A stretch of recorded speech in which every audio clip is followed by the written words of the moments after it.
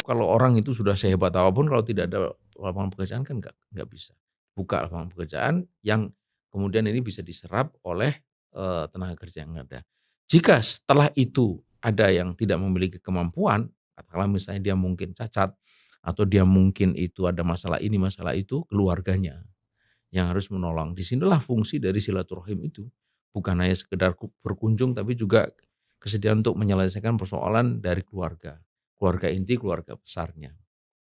Kemudian kalau tidak, maka masyarakat yang terjun langsung saling membantu. Inilah ta'awun 'alal birri wat taqwa, dan di atas semuanya negara harus bertanggung jawab itu. Untuk mengatasi mereka-mereka yang secara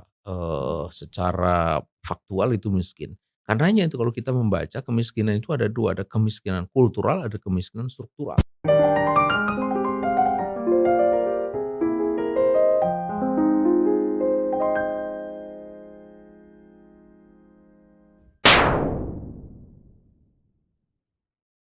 Bismillahirrahmanirrahim. Assalamualaikum warahmatullahi wabarakatuh. Pemirsa yang dirahmati Allah Subhanahu wa taala, kembali kita bertemu dalam program Fokus to the Point.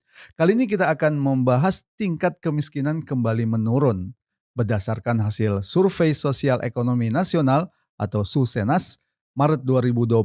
Tingkat kemiskinan tercatat 8,47%, lebih rendah dari 8,57% pada September 2024.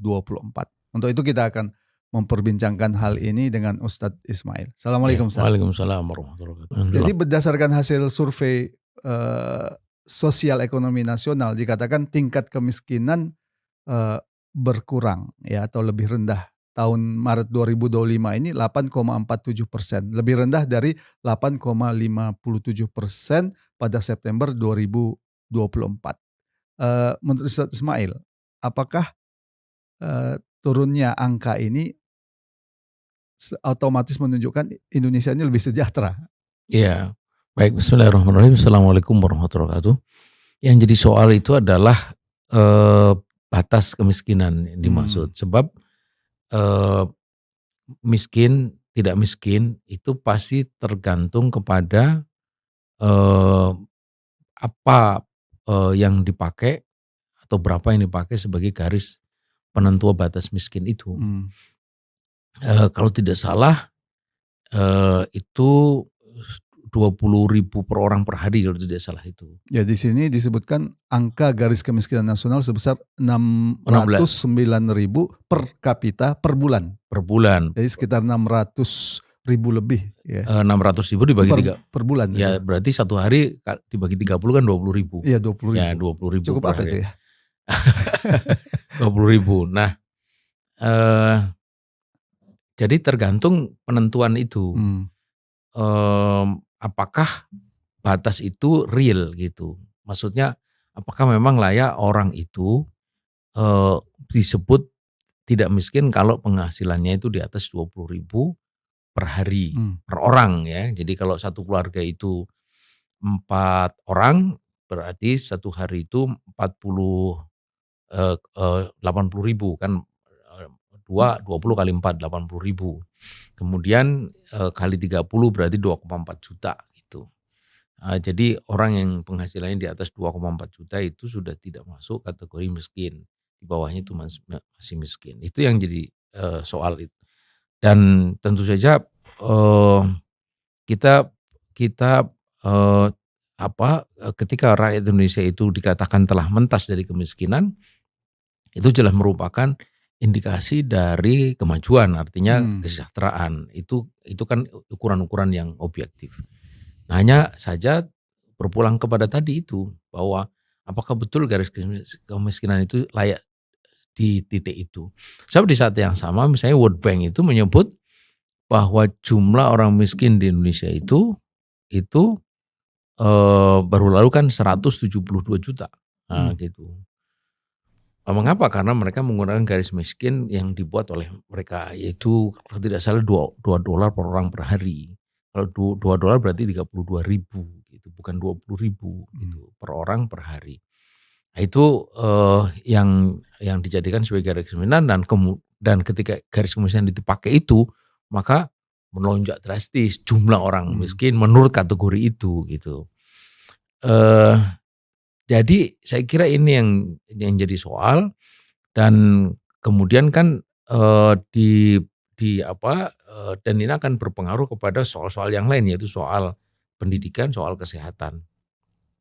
Soal pendidikan, soal kesehatan dan perumahan gitu. Eee, Bagaimana dengan pendidikan mereka? Karena di saat yang samaan kita tahu bahwa yang bisa bersekolah sampai ke perguruan tinggi itu kecil sekali. Mmm, Perguruan tinggi itu kalau nggak salah itu di bawah 10% gitu dari usia usia, dari usia, eee, usia mereka yang harusnya itu bisa menempuh pendidikan tinggi. Eee, nah ini menunjukkan bahwa mereka tidak mempunyai kemampuan untuk membiayai pendidikan lanjut. Kenapa? Karena mereka miskin kan gitu. Kenapa tidak tidak mampu mereka miskin? Nah, pertanyaannya apakah yang begini ini masuk juga di dalam garis kemiskinan itu? Atau jangan-jangan sebenarnya mereka itu sudah di atas tapi tetap aja tidak mmm. mampu untuk membiayai pendidikan Kira-kira gitu. jumlah total penduduk miskin Indonesia berdasarkan data, pemerintah itu berapa kira-kira? Sekitar 30 juta atau berapa? Enggak, itu ada sekitar 23, 23 juta 23 ya. jutaan kalau nggak salah itu. Artinya begini Ustaz, dengan Mhm, angka 23 juta itu, mhm. apakah pantas itu di negeri yang sebenarnya kaya raya Ya, ini ada 23 ya juta? andai misalnya kita menggunakan garis kemiskinan itu, maka angka 23 juta itu jumlah yang sangat banyak.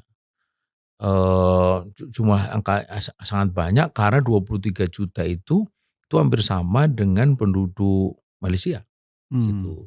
Penduduk Malaysia kan kurang lebih sekitar 25 sekarang ini. Jadi itu juga sangat banyak. Memang dia sedikit dibanding jumlah total penduduk Indonesia gitu. Eee, Karenanya mesti tetap harus dipersoalkan apalagi memang juga JNP kita ini itu kan juga masih sangat rendah gitu. Jangan lagi dibandingkan dengan, eee eee, Singapura yang 46, US dollar per kapita atau Brunei yang kurang lebih sekitar 42 gitu. pertanyaan Ustaz Ismail ya, Mmm, dengan angka-angka seperti itu, mmm, apakah itu benar-benar mencerminkan ya iya, kondisi masyarakat? Kalau menurut Ustaz Ismail, sebenarnya masyarakat kita ini angka yang miskin tuh lebih besar dari itu atau bagaimana ya? iya. Jadi karena itu sebenarnya yang diperlukan itu bukan soal garis kemiskinannya, tetapi Mmm, harus melihat orang per orang, apakah dia tercukupi kebutuhan sandang, papan, pangan gitu, lalu tercukupi kebutuhan pendidikan dan kesehatannya.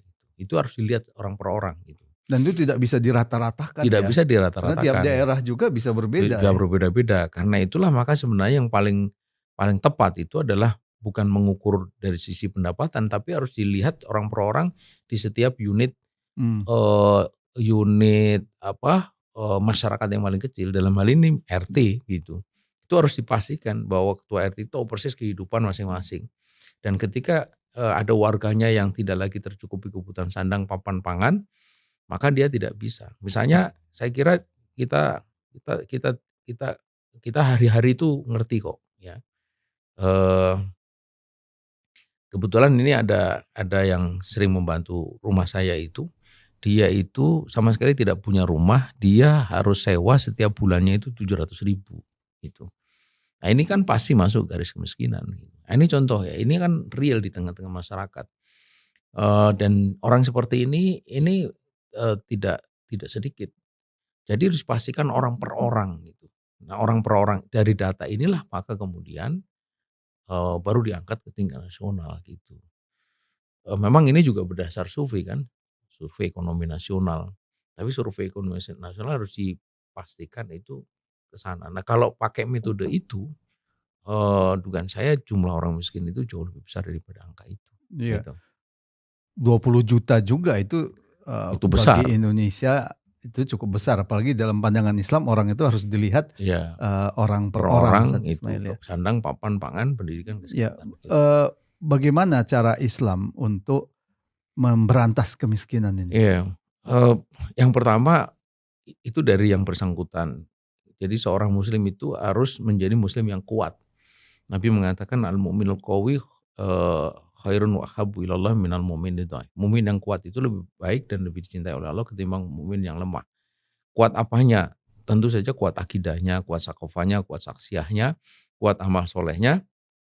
Lalu dari sana kuat ilmu pengetahuannya, pendidikannya, keterampilannya sedemikian sehingga dia bisa berdaya. Nah itu dulu, disitulah pentingnya pendidikan, pelatihan, pembinaan itu satu.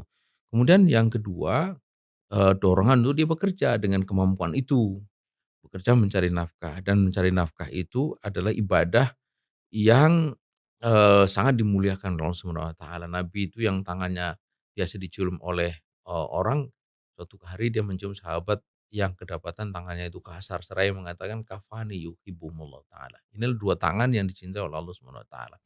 Jadi etos kerja itu sangat dimuliakan oleh Islam, sangat didorong.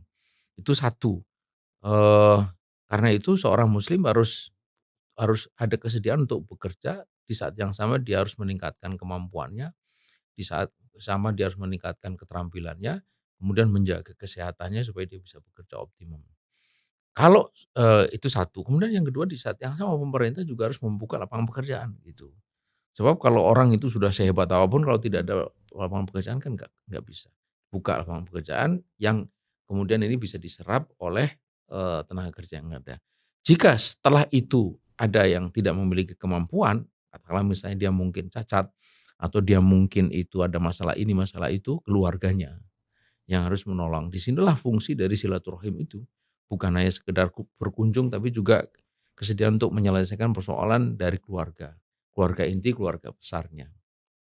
Kemudian kalau tidak, maka masyarakat yang, terjun langsung saling membantu. Inilah ta'awun 'alal birri wat taqwa, dan di atas semuanya negara harus bertanggung jawab itu. Untuk mengatasi mereka-mereka yang secara faktual itu miskin. Karenanya itu kalau kita membaca kemiskinan itu ada 2, ada kemiskinan kultural, ada kemiskinan struktural. Kemiskinan kultural itu miskin yang ditimbulkan oleh budaya. Misalnya kesalahan persepsi di dalam memahami rezeki, di dalam memahami qada dan qadar, menganggap bahwa orang itu pasrah saja, dia tidak punya tidak ada kesediaan untuk ikhtiar. Ini kemiskinan kultural, malas ya itu kemiskinan kultural. Kemudian percaya bahwa orang miskin melahirkan orang miskin, nah ini kultural juga. Tetapi kalau kita lihat di negeri ini, saya kira ini kecil sekali gitu. Kesediaan untuk bekerja luar biasa itu. Kalau kita datang ke pasar-pasar itu jam 1 jam 2 itu udah rame, Apalagi 1 2 kalau malam. terkait dengan kebutuhan pokok. Nah Kan dia iya, tidak mungkin membiarkan dirinya iya, kelaparan atau iya, anaknya iya itu kelaparan. Pasti makanya dia akan berusaha iya, bekerja makanya begitu ya. itu saya melihat kemiskinan yang terjadi di negeri kita ini lebih banyak karena struktural, Mmm. yaitu karena sistem gitu. Kalau dia sistem maka mestinya penanganannya juga penanganannya sistemik. Bukan sekedar penanganan yang bersifat personal atau kultural tadi itu. Nah, Nah, sistem ini ya berarti bicara negara. negara dan sistem ekonominya. Kalau sistem ekonomi masih kapitalis pasti akan menghasilkan the have and the have not. Itu sudah struktur kayak begitu. Dan itu yang dikritik oleh Oxfam di dalam World Economic Forum tahun 2022 bahwa kesenjangan dunia ini sudah tak masuk akal gitu. Ada yang marah kepada Hmm, kemiskinan hmm, dengan mengatakan, "Kenapa Tuhan,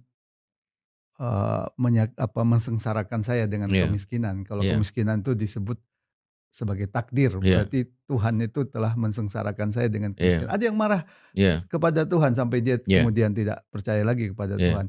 Bagaimana mensikapi hal ini, Ustaz? Iya, jadi, beda antara miskin sengsara dengan miskin sejahtera di Mhm, dalam istilah saya begitu. Miskin sengsara itu memang betul-betul dia tidak tercukupi sandang, papan, pangan, pendidikan, kesehatan gitu. Inilah kemiskinan yang mungkin saja kultural tapi pasti struktural.